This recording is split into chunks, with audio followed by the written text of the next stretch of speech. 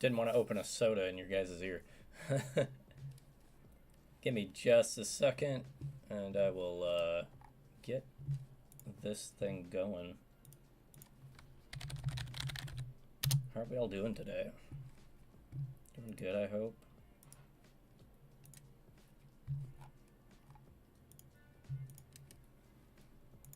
Okay, let's see here.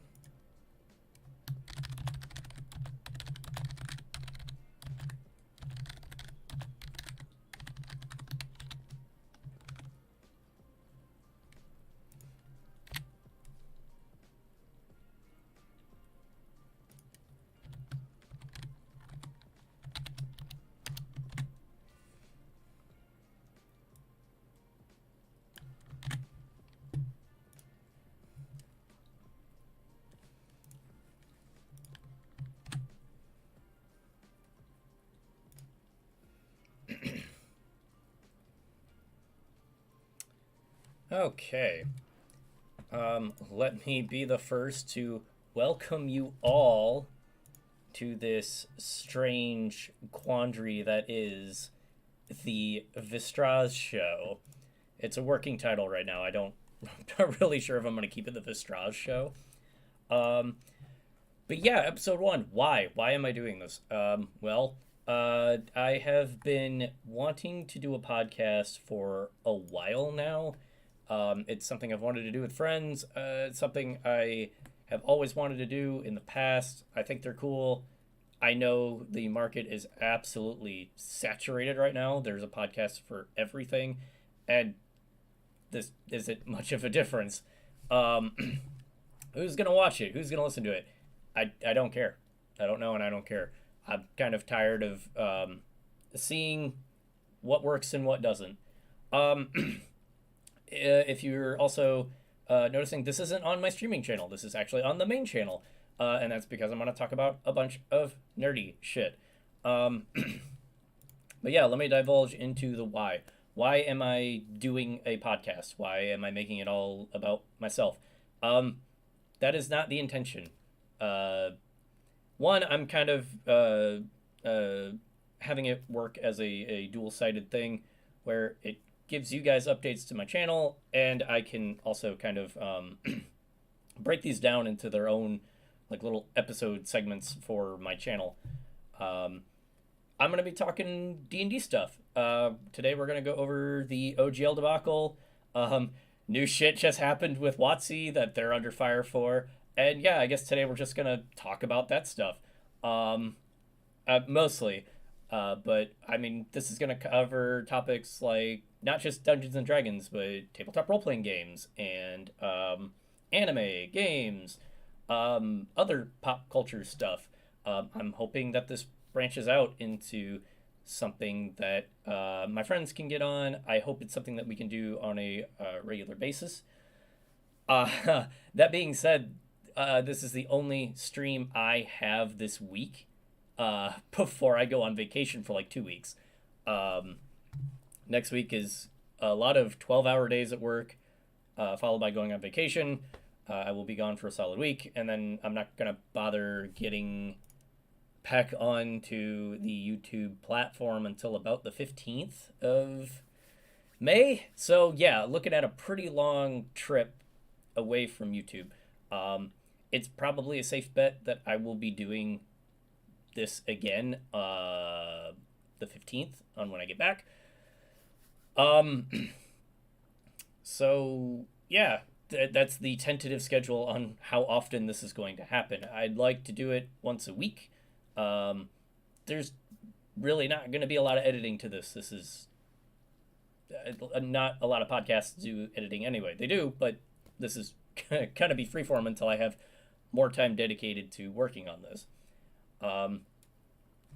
So why Vistraz? Why the Vistraz Show? It's a working title, and it's unique to myself. I know the Vistraz Show is not taken by someone else right now. I'm thinking of changing it, maybe a play on words. I think I might just call it the Visitation Hours, or I don't know, something like that. Something with Viz in it, because, you know, the name of the channel is Vistraz, so I don't know. Um, Sorry, I'm choking on something. If you're here for gameplay, I do apologize. There is none. Um, I just kind of figured this would be a nice, mellow way to do things that's not super strenuous on my eyes. I'm not looking at a lot of uh, bright, flashing colors from video games and craning my neck to see things and figure out puzzles and all this other shit. So, yeah. Um, and this is also like one of the first times you can actually see my background here. I'm in the middle of spring cleaning. This will get better, hopefully by the end of the week. And yeah, the long and short of it, I just wanted to do a podcast for so long. I wanted to get friends in on it. Schedules never aligned. It's a miracle that we can get a D&D game going at the very least, but also have like 3 D&D games going like once a month or twice a month. And anyone who's played Dungeons and Dragons knows that scheduling conflicts with that are a nightmare. So the fact that we have 3 games going, but I can't get friends to sign up for a podcast or like commit to a podcast, which is fine. A podcast is a bit more involved, ironically, um, more than Dungeons and Dragons. But whatever. I'm hoping this leads to something better, something with my friends. I've wanted to do a podcast for a long time. I've said that already. I'm getting into a loop. So let's see.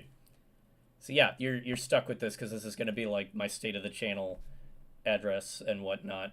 Um, I'm still going to be working on like a cover art for this because yeah, what I have right there is literally the streaming logo for my streaming channel. So it is what it is.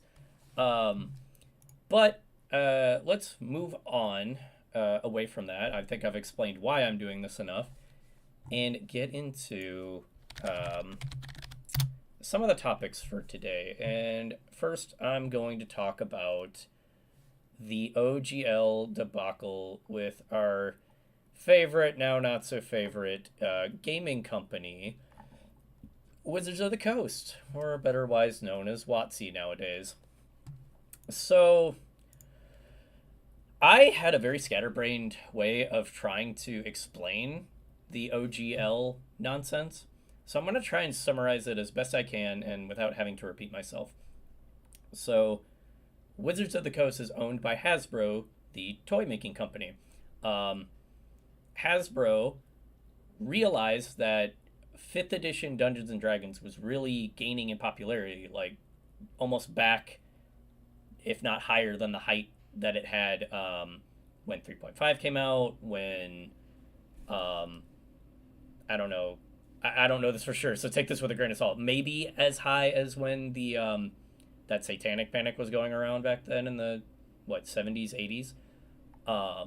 But it was gaining a lot of popularity, so they were like, "Hey, this market for your game is actually really undermarketed. Like we could probably get more money out of them." So in an attempt to get more money out of that market, they decided to take a rather aggressive stance because they noticed, hey, we have a lot of like third-party developers who are, making money off the IP, but it's modified so it's not their IP. They have their own unique spin, and it's like I guess the best thing I can equate it to is like a DLC package for a video game. Like they're making their own, and you can like attach it, and it has changes and stuff that's not officially licensed by Wizards of the Coast, but it can work with the product. So Wizards, in their infinite wisdom at this point, said, hey, let's get some cash on that. And I don't know what the higher ups were thinking. I don't know if they saw this as like a genuine partnership program, but if you read the open gaming license, which is what OGL refers to, originally OGL 1.0, as I'm going to refer to it, because I need to, let me look it up. OGL, let's see. That's not correct. The original open gaming license just pretty much stated, hey, if you want to make something for Dungeons and Dragons, here's basically, I think it was like originally 3 pages. It was 3 pages to say, here's what you can make products on. Here's what is strictly unique to our IP, Dungeons and Dragons. And if you want to make something for it, just include these 3 pages in any of your published documents or digital documents. And we know that you're giving credit to us as the system you're basing this off of. And so it's pseudo official because you're giving credit to us. I hope that makes sense. And that was the original open gaming license. But after Wizards decided, hey, those nerds have a lot of money and we want to capitalize on that, let's change this up a bit. And their argument was, let's make the language more clear. So the document went from 3 pages to, I think it was 100 or 90, or it was somewhere close to like 100 some odd pages. So 100 some odd pages to make the language more clear. And that was their OGL 1.1 or 1.2. I'm trying to read a clarification on this.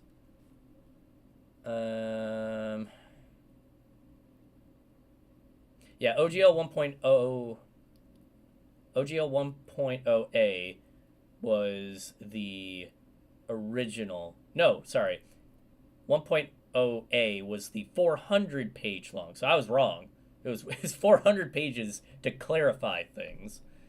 And how do you need 400 pages to clarify, hey, use this stuff that states that this is ours and you can't use it because it's significant to our IP. It's the stuff we can copyright. And everything else is open source because you can't copyright a system's mechanics. And then, yeah, one of the more outlandish things they tried to stuff in that 400-page document was, in essence, you can make third-party content for Wizards of the Coast, but if it's for Dungeons and Dragons specifically, like you're basing it off this system that we made, you need to partner with us so that we can do this money thing. So we get our cut because you're giving us credit, and you get your cut. However, you can get money, but once you sign up with us, once you sign a contract with us, you give up creative rights and any control of that product, the ideas behind that product, the themes behind that product, basically everything surrounding that product. You would be giving it to Wizards of the Coast. You'd be giving it to Dungeons and Dragons. And just from that, a lot of third-party creators were like, no, we're not doing that. That's not something we're going to be doing. And Wizards doubled down on it, and they were like, no, I think you're going to do this because I think it's in the best interest of everyone. And the community was like, are you all right? Like, that's not the action you should be taking there. You should be not doubling down. You should be backing off. And if you think that if not signing it would have solved the problem, no, there's a clause in the 400-page document in the new OGL that would have stated, we could potentially have ideas that are very similar, and you can't sue us if you sign the contract.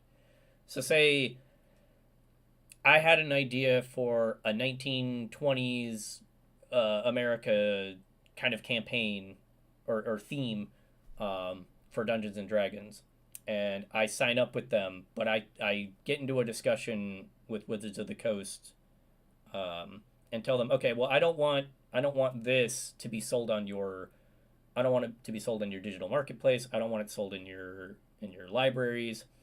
I want it purely sold for my benefit in my personal marketplace. And Wizards could go, yeah, that's fine. That's okay.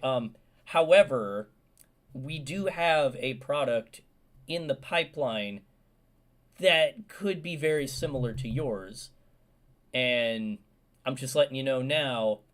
Uh, I'm letting you know so that you see this coming and don't try to sue us or make an issue about this. But there's enough difference that people might get your product confused with ours. Um, and a real fear there is like, okay, so if I say no, you're just gonna take my idea, modify it, and say it's yours anyway.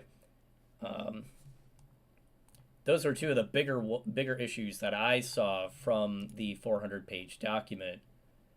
I read most of it. And they also had like a tier system for creators where you could like you can make content for Dungeons and Dragons. You can make all that content, and if you didn't want to sign up with them, that was fine.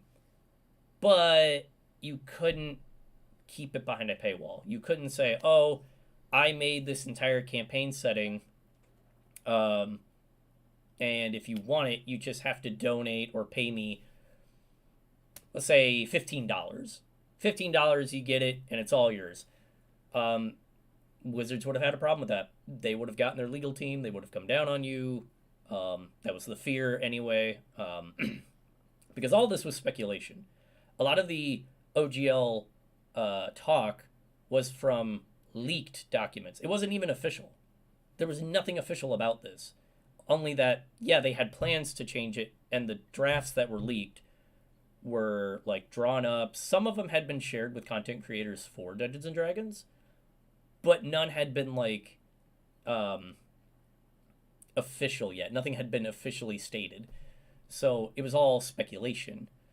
Um, and when Wizards of the Coast started catching all this flack, they started making changes more erratically.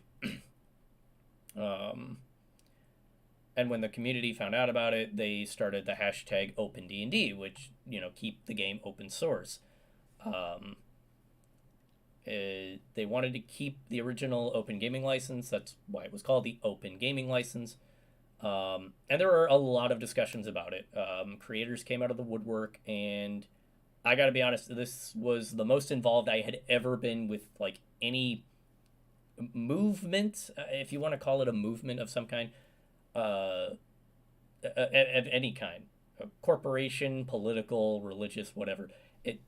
This was the most I was ever involved with something, because I was on Twitter almost every day, reading tweets, talking with people. I mean, can you really talk on Twitter? I'd make a comment, people would like it, and I'd have a few discussions about certain topics, like on if I was going to boycott the Dungeons and Dragons movie, which I didn't. It was a really good movie, but I think there was enough community boycott, I guess. I'm not sure on the actual term, but I think there was enough friction left over from that it flopped, I guess. I mean, some sources report that it flops. I've heard nothing but good things about it. It's a really good movie. So yeah, this sparked so much controversy in the fan base that a bunch of third party creators have started their own gaming systems. They're breaking away from Dungeons and Dragons. They're making something completely unique. I am making my own homebrew system. For those of you who don't know, I and my friends have actually started an LLC. And I don't know if this is like an official announcement or anything, but we are called Realm Walkers. We are Realm Walkers LLC. We wanted to do something akin to Critical Role and Dimension 20, where we just wanted to play Dungeons and Dragons for fun and put it on the internet and have people watch our stupidity. Now, since that happened, I literally just picked up the baton and ran with, we need to make our own system. We need to... originally, we were going to make supplements. We were going to make, D&D 5th edition stuff that people could put into the game. And that's what a lot of people were doing. But not anymore. We're still working on it. We're not entirely done with it, but I do believe we're coming up to a point where we ourselves will be beta testing it. And then when I think it's ready and the rest of my team agree with me, we're going to put it out to the public for free. We're going to put it out there and really need feedback on what works, what doesn't work, why is this broken, how is it breaking, and I'm excited for that. It's something I've been really wanting to talk about. We don't really have a hierarchy in Realm Walkers yet. Like, we have positions that we see ourselves in, but I mean, we're still trying to get off the ground. Yeah. So if any one of my friends from Realm Walkers is listening, and oops, cat's out of the bag. I won't say much on it, other than I've taken the initiative to make it very similar to 5e. I want it to be familiar, but also very different.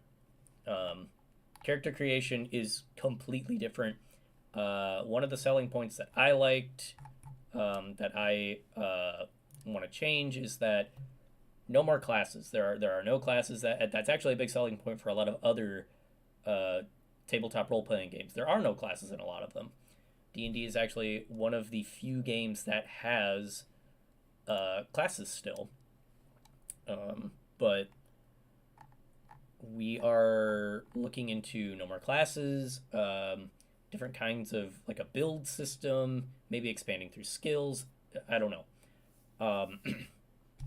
I will say right now, I have kind of put it under the project name of Project Wonderland, only because I am deconstructing so many tabletop role-playing games to kind of see what could work together and what may not.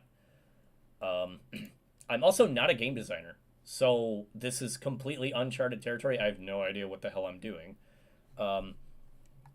I did something similar like this when I was in high school yet, and I had no idea how Dungeons and Dragons even worked. I made a game from the ground up, complete. I had no idea that you had to make characters, though, so I pre-built, like, I want to say, like, 16 classes on accident, because I thought there had to be variety. So yeah, we had like 16 classes, and the game was ridiculously broken. So yeah, my first foray into game design was pretty broken. I'm trying to make sure that if we do any more game design like this, that it's balanced, that it has a sense of balance, and that's what the beta tests are really for. My friends and I really need to play these systems and make sure that they aren't overly broken.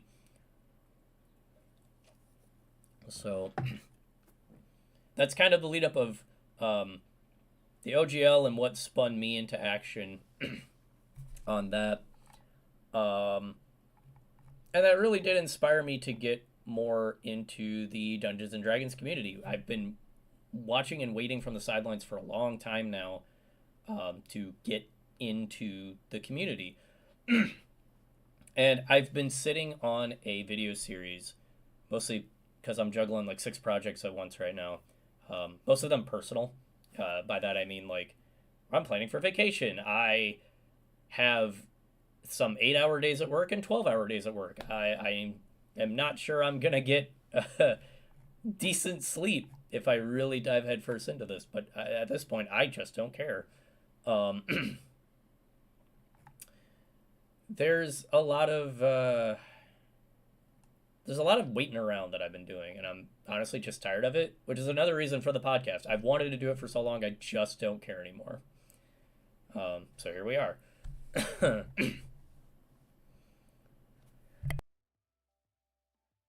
Excuse me, I thought I'd clear my throat without breaking your eardrums. Alright, let's see here. So the OGL nonsense happened in January, and it stayed primarily in January. I think it wrapped up, I want to say a second week into February. I don't remember for sure, but when did OGL Creative License? When is that made?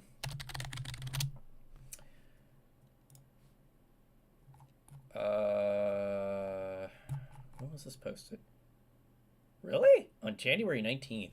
Okay, so maybe it did stay contained in January. But yeah, by January 19th, Wizards has had enough. They heard the backlash from the community, and they were like, okay, we're done trying to change it. And they tried to appeal to the community. They gave out by going to D&D Beyond and doing like a survey of like, should we change this? What do you want to know about? Blah blah blah. And the community, I mean, they let them know just how badly they fucked up. And there were supposed leaks from inside Wizards of the Coast. Supposed developers and playtesters for Dungeons and Dragons were leaking to the community that, hey, if you really want to make Hasbro and Wizards of the Coast pay attention to what's going on, I'm not saying anything outright, but maybe canceling your D&D subscription or your D&D Beyond subscription, you get rid of that, that's gonna hurt them the most because they want to see profits go up. So there was another hashtag going around. I think it was D&D Be Gone. D&D Be Gone in response to D&D Beyond. That was the counter movement, I guess. And they tanked D&D Beyond subscriptions so hard within, I think, 3 days that Wizards threw up their hands and were like, all right, we're done. You win, we're done.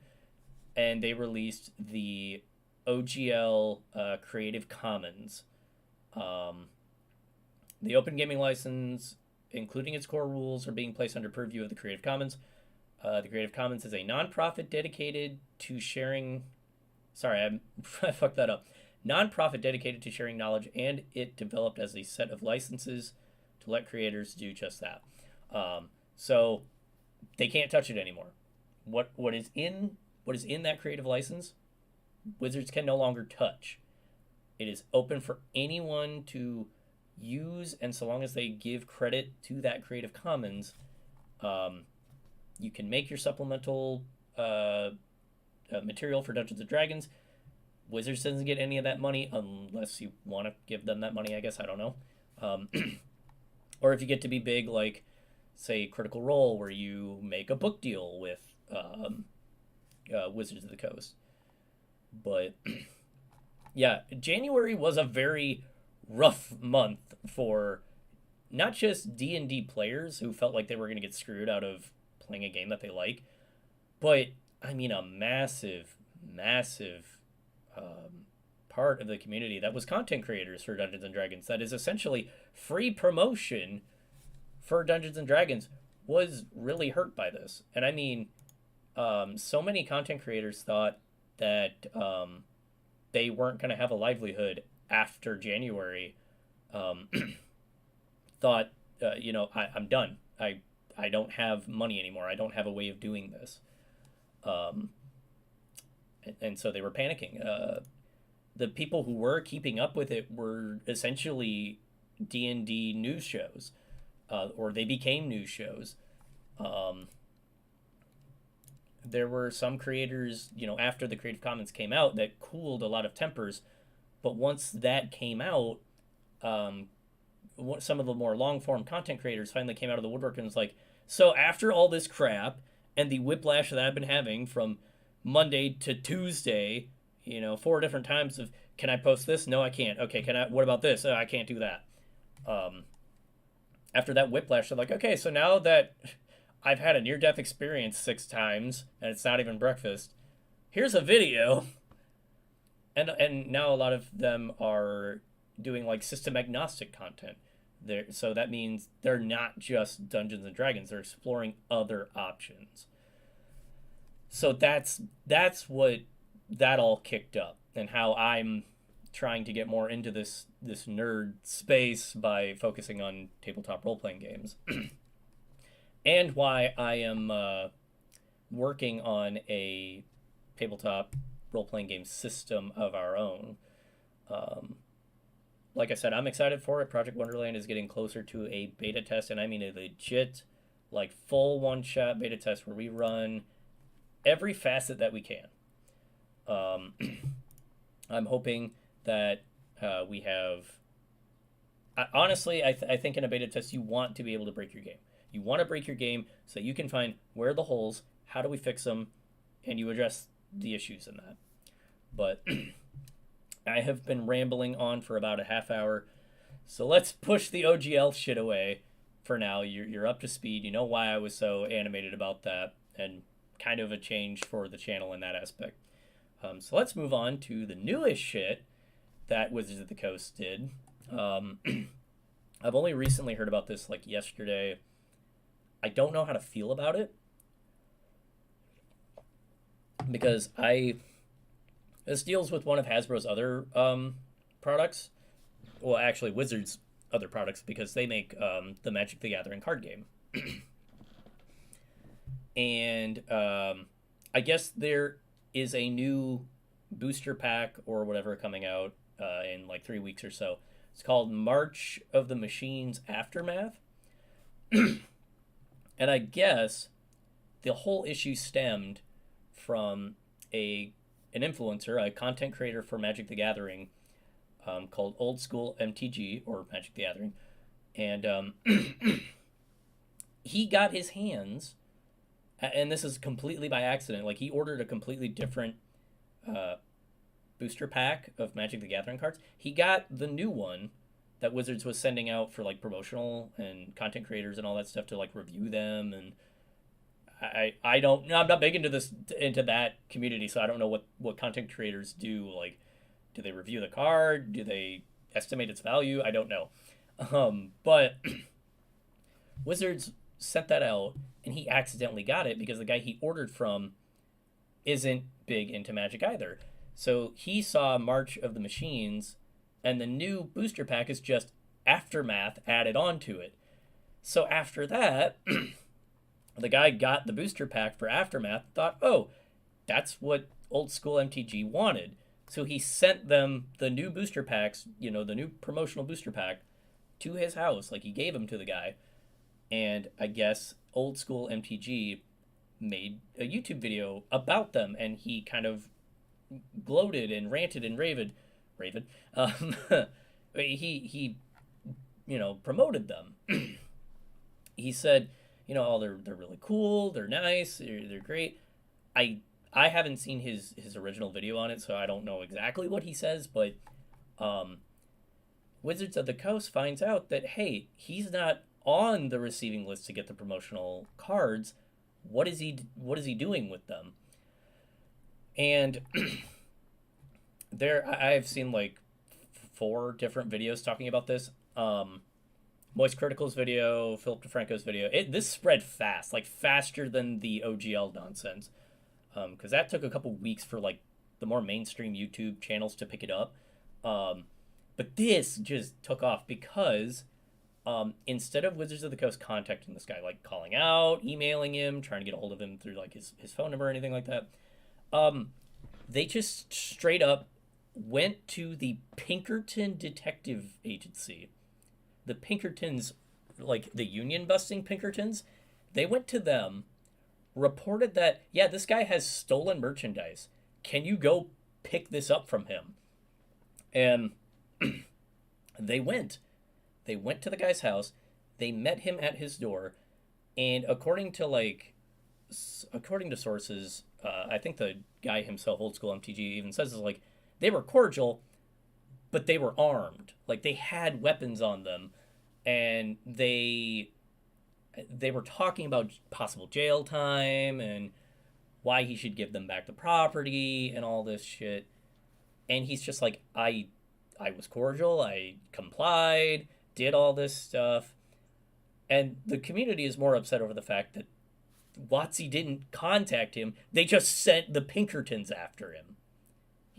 The people who do not have the best track record as a detective agency in the United States.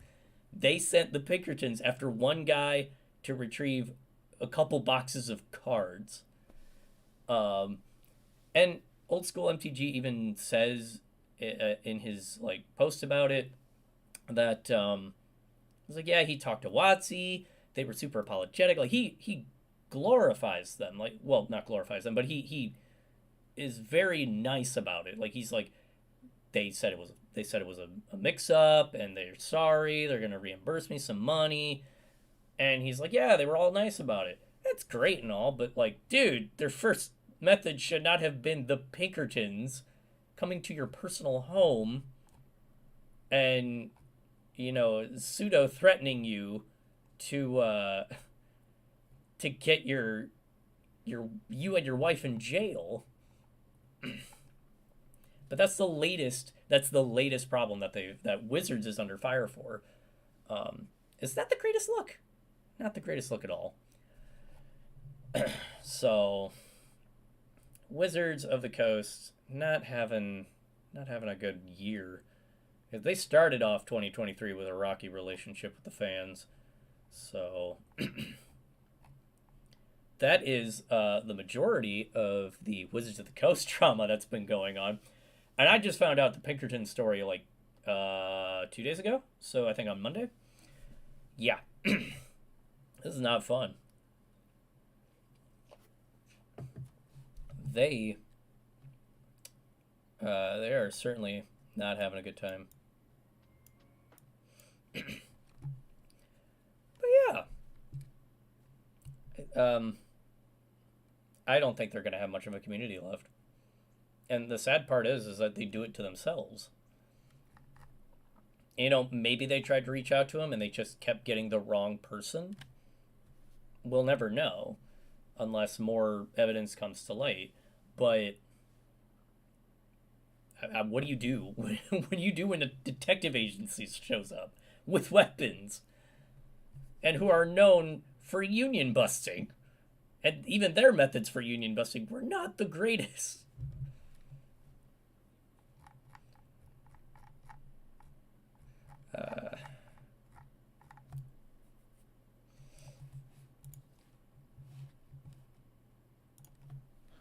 How are we all doing? I hope you all are enjoying this. This is my first solo podcast, so I hope you guys are okay with coping with my inability to really set talking points. I will say that this is certainly new for me. I've kind of hit the end of my knowledge rope. I'm sitting here like, and that's it. Fuck, what do I do now? So, oh, excuse me.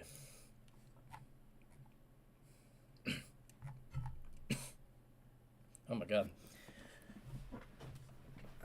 Get more comfy here. I hope you like my shirt. Let's see if I can show it correctly. Let's get over. It says "Guess I'll Die." Oh. That is a shirt that my girlfriend got for me. The joke is that when you play Dungeons and Dragons, there's this thing called RNG. I don't know why we call it random number generator, but we call it RNGs. And when you roll and you always get ones, it's, guess I'll die. So, a little tidbit of information for you. So, why don't we move on to another section of the podcast? I legitimately don't know. So, I think we're going to do a little bit of a controversial section. Let's go to ChatGPT. So, I've been using ChatGPT for a couple of things. Mostly to, I don't know. I use it whenever the hell I want. I've been using it to do like research, like with the potential recession looming overhead. I've been Googling and putting stuff into ChatGPT. It's like, oh, what was the financial crisis of 2008 like? Real nerd shit. Um, I've also been using it to research topics for like my I had something for this. My video series that I have that I'm sitting on, um, which I guess I can reveal because I'm getting closer to doing that, and it will be coming literally after vacation. Is I am going to be making a video series focusing on how to be a game master. Um, Game master is the general term for anyone who runs a tabletop role playing game. Um, in Dungeons and Dragons, it's called the Dungeon Master. In Call of Cthulhu, I believe it's called the Master of Ceremonies. Um, every game has its own version of a game master. Some of them call you the Dungeon Master. Some of them call you the MC or the DM, or um, there's all different kinds of titles for these. Um, so for the Game Master class that I'm going to be teaching, more or less, because I'm qualified to teach, um, I'm going to be breaking it down to its fundamental skills first. Um, and because I think anyone can do it, you just need to know the right stuff. Um, Unfortunately, uh, being a game master is not easy. It's not. There's a lot of stuff you have to know. If you can find your own process to make it work, great. That if that works for you, that's fantastic. Um, if that works for you, whatever. Do what you want to do. I struggle a lot sometimes with when I run a game of Dungeons and Dragons. I struggled on Sunday when I just ran a game, and it was possibly the most fun I've ever had. But there were still points where I was like, fuck, hang on, I got to think about this. Um, so the I don't want to get too much into it because I want to keep it for the actual class. Um, Mainly to say the four essential videos, which I'll be making four of them. Surprise. We'll focus on each skill individually. Um, one video I will spoil right now is there's gonna be a video about having fun. Like that's the most important part about being a GM or DM or whatever game you're running. The point is to have fun. You're not like I really want to emphasize you're not playing Critical Role. You're not playing Dimension 20. You're not playing the really popular D&D live play shows. Don't copy them. Copy some things from the DMs. Like take some notes away from them because I mean if you like them, great. Yeah. Take some notes from them. I've taken notes from both Matthew Mercer and Brendan Lee Mulligan. They're really good DMs. Honestly, I need to take notes from Abria Isengard because she's also a big inspiration for playing Dungeons and Dragons, and I don't watch any of her stuff. I've seen her in a lot of stuff as a player, but not as her as a DM. And uh, the only content that I've seen her in as a DM is Exandria Unlimited with Critical Role. And while I don't mind watching that, I do want something that has that freedom from Critical Role. Because, you know, if you always just go to one source, it's not going to be as good. You would develop a certain bias and expect things from it. So, yeah, I've been using ChatGPT to. Can I close this before I show this off? I cannot. All right, so I'm not going to show it then.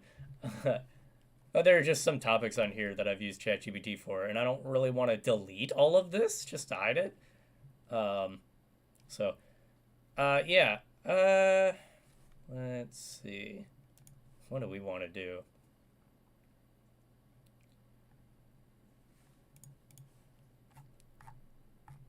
Yeah, I think it's ironic that I want to do the GM class. And I call it a class, but no one's going to be paying for it. I'm making it entirely free on YouTube. There's no one will ever be paying for this shit.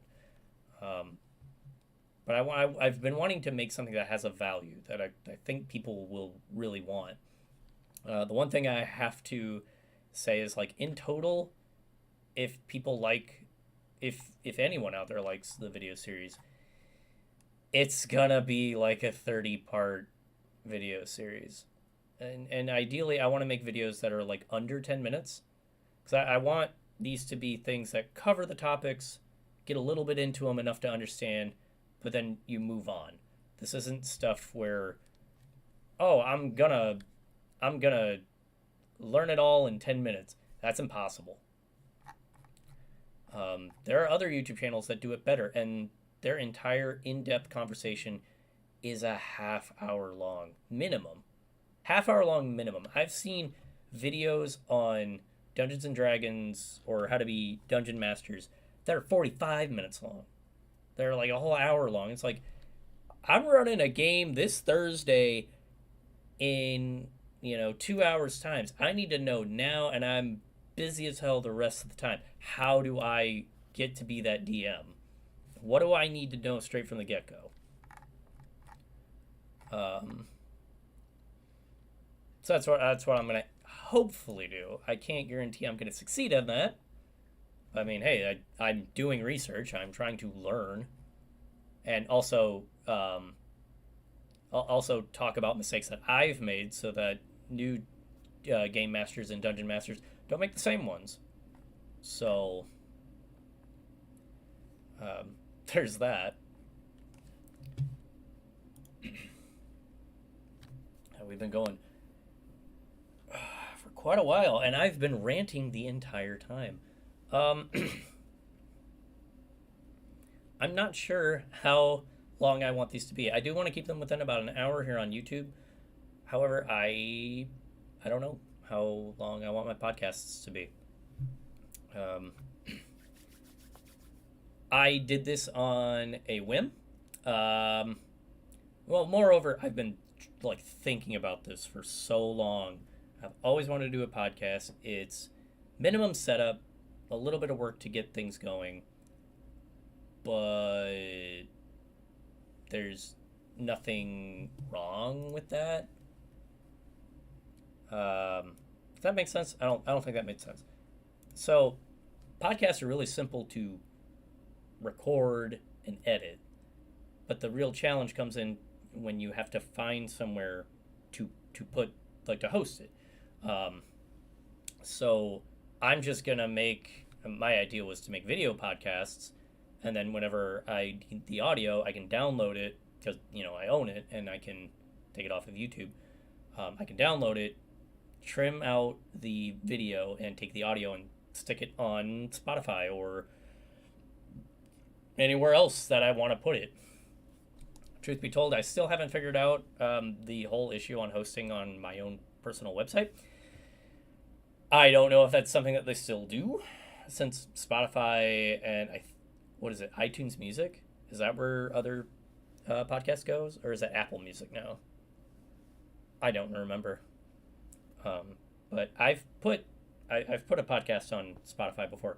We did 3 parts of our own D&D campaign, which life just got away from me.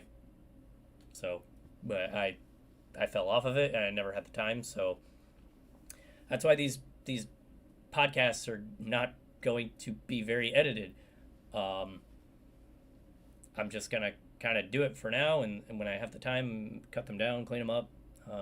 Obviously, I have some clean up. It's gotta be some form of professional now, aren't I? Gotta act like I know things. But it's something I've wanted to do for a long time. I would really like to do it. I mean, shit, there are people on Twitch who sit there and do exactly what I'm doing now. They just chat. You just chat with your audience, and that is something I do want to do. So we are getting closer to. I'm probably just going to keep this about an hour long, maybe a little over, but we are getting close to that time. So I genuinely want to know how much or how well this was not. Let me rephrase that. I want to know how well you guys like this. Do you want more stuff like this? I plan on breaking this down into smaller sections. So I will be going through this. I will be editing some parts, but the full podcast, this podcast is going to be up on YouTube. It's a stream podcast, whatever you want to call it. It's gonna be on YouTube in its entirety. Um, but I talked about Dungeons and Dragons for like over 45 minutes here, so I think it fits the niche that I'm still going for on my main channel here. So I think I'm safe um, with my niche, as they call it on YouTube. But I think the genuine holdup that is right now is I always try to do these things before I have a big vacation or before I have something big happen. So, like, why am I not going to be streaming on Friday? I get like 3 teeth drilled in on Friday. I have to go into the dentist and get 3 cavities filled. And I'm going to have a face that feels like I've been punched by Muhammad Ali. So, yeah, I'm not really going to want to sit here and slurp and talk on chat with a fat lip. So, I'm gonna take that one to rest and recover. Um, and then what about the week after that? Next week. I work 3 12-hour days back to back right before I go on vacation. So we leave for vacation on Thursday. Monday, Tuesday, and Wednesdays are all 12-hour days, and I'm moving from my current shift on second to my shift on first. First shift is 6 o'clock in the morning, and for a 12-hour day, it's 6 a.m. to 6 p.m. Those are going to be long days. I am not going to feel like doing anything afterwards, and I will be trying to get as much rest as possible leading into this vacation. I'm going on vacation for a week. This is the first time, I think, in about 5, 6. I don't want to say 10 because I don't want to believe that, but a long time since I've gone on a actual full week long vacation. And then once I get back, I will have to work at 12 when I get back. So the day we actually travel back, I'll have that day off. But the next morning, I will be in at 6 a.m. and then to 6 p.m. literally when I get back. And then I'll have to work Friday. So, yeah, I don't know how this is going to affect me. Hopefully not much. Hopefully I can have the rest and relaxation that I'm looking to get. And then I'll have another short weekend, and then I should be back on the 15th. The 15th may just be a whole streaming day. I may get on here and just do the Vistraz Show. I'll really have to look into like a new name. I really do want to do something like the Visitation Hours, or I don't know, something with Viz. Because I just feel like it works better. Other than the Vistraz Show. What does that mean? Yeah, I think I'll just make the 15th a big old stream day, and I'll make sure I'm all rested up so I don't have like any medical issues or anything like that. But I think we'll go from there. And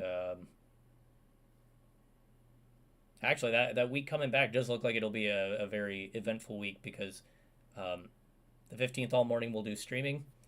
The 17th, I will have that day off, so we can go for as long as we want on a stream there. And then on the 19th, I should be free. I don't know that far ahead right now. I should be free to do my normal streaming rotation there. But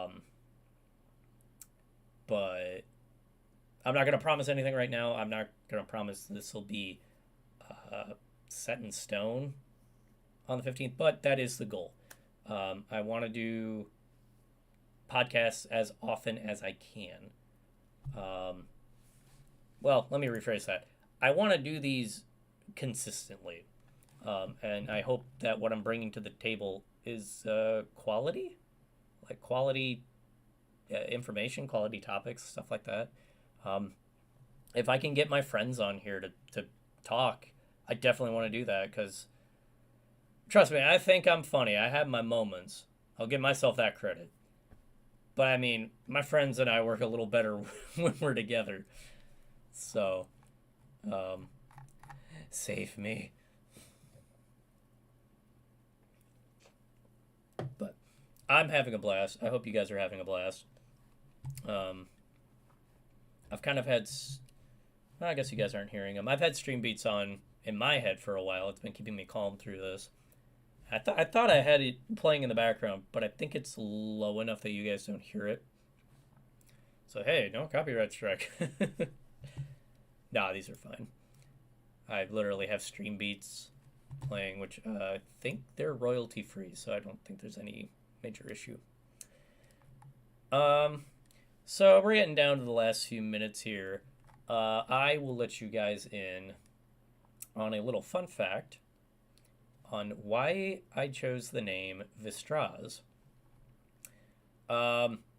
It's an anagram of my name. It's literally Travis with a Z tacked on.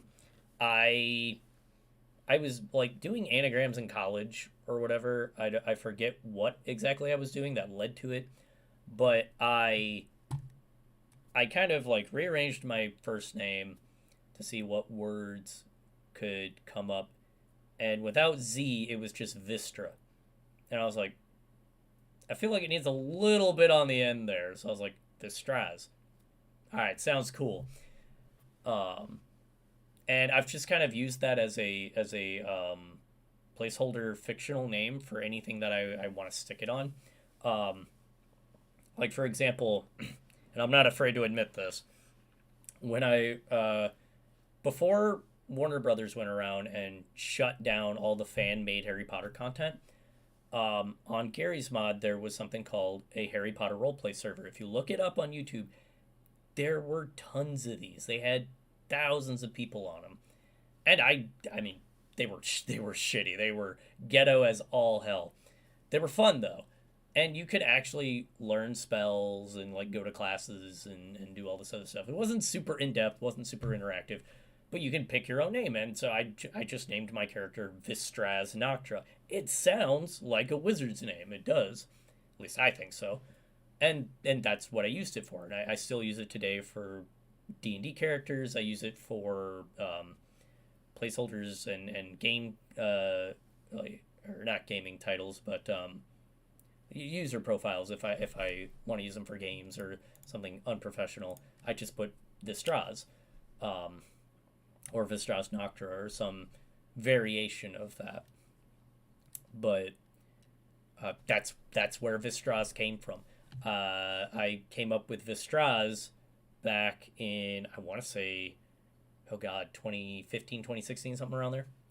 And I just liked the name so much that I just kept it around. And when I got bored, I was like, there you go. And so, yeah, there's another thing for you. Warner Brothers canceled a bunch of fan projects before Hogwarts Legacy came out. And Hogwarts Legacy doesn't even have multiplayer. Like, when I heard about Hogwarts Legacy, I was like, oh, cool. It's the Harry Potter roleplay server on consoles. Like, it's a high-budget roleplay server. And no, it's not that at all. I mean, it's a good game. I've played some of it. I haven't completed it yet, but it's a really good game. But, like, I think Warner Brothers has their own beef with the fan base out of that, and I'm not gonna get into the whole I'm not gonna step into the controversy surrounding that Hogwarts Legacy stuff. It's a game. It's meant to be enjoyed. It's where my place is with it, and that's all I'm gonna say about it. But yeah, that left a bad taste in my mouth when Warner Brothers was sending cease and desist orders to fan-made games. Their argument was that they were making money off of the server, and they were incorrect. However, with Gary's Mod servers, most of them survive off donations, and they offer like in-game perks. Um, it's not like a battle pass. It's not like um, a pay-to-win function. It's literally skins, I guess was the best description I can give. Because the server I was on, yes, that payment system was there. You had to go to the website and donate and join the Discord, and you had some commitment you had to do before you got any of these rewards. Um, and I mean, you still went through the game normally. There wasn't much of a change. Uh, I mean, maybe they made some money off of it, but I don't know. I never donated money. I just did it to kill time, and I thought it was fun. But yeah, there you go. That is the origin of Vistraz with a little tacked on information about Warner Brothers there at the end. Um, I hope you all have enjoyed the Vistraz show. A very clunky first start, if you ask me. I'm gonna try and keep these pretty short, I guess. I want them to be easily digestible. Um, I know podcasts are not everyone's cup of teas, and I mean, this is a video podcast. Let's call it what it is right now. It's a stream, so it's multi-purposed. It's what I'm making it. Um, the Vistraz show will be over here on the main channel, Vistraz, and my usual streaming will be over on Vistraz streaming, or sorry, Realmwalkers Vistraz. I can't even remember my own YouTube channels. I will be over on Realmwalker Vistraz for my gaming and video stuff, and then all of my nerd content and D&D content will be over here on my main channel, Vistraz Noctra. So if you have been watching, or you're watching this at a later date, thank you so much for joining me on this very weird and probably very long adventure, as I try to get this this podcast idea taken off. I will let you guys know on the next podcast, on the next episode, hopefully on the 15th when I come back. We will be talking about some of our past podcast ideas, what we wanted to do, and some of the past YouTube channels I've done. So go ahead and drop a like for this video. I hope you enjoyed. The algorithm does help if we get more likes on this video. So I'm going to lowball my own podcast, and I'm going to say, let's shoot for 100 likes. That felt very off. Never mind. Don't worry about the likes. I'll figure it out. Just hit the like button if you want more of this, and I will be back on the 15th of May, freshly recovered from a very well-needed vacation. I hope you all have a very wonderful day, and I will see you all later.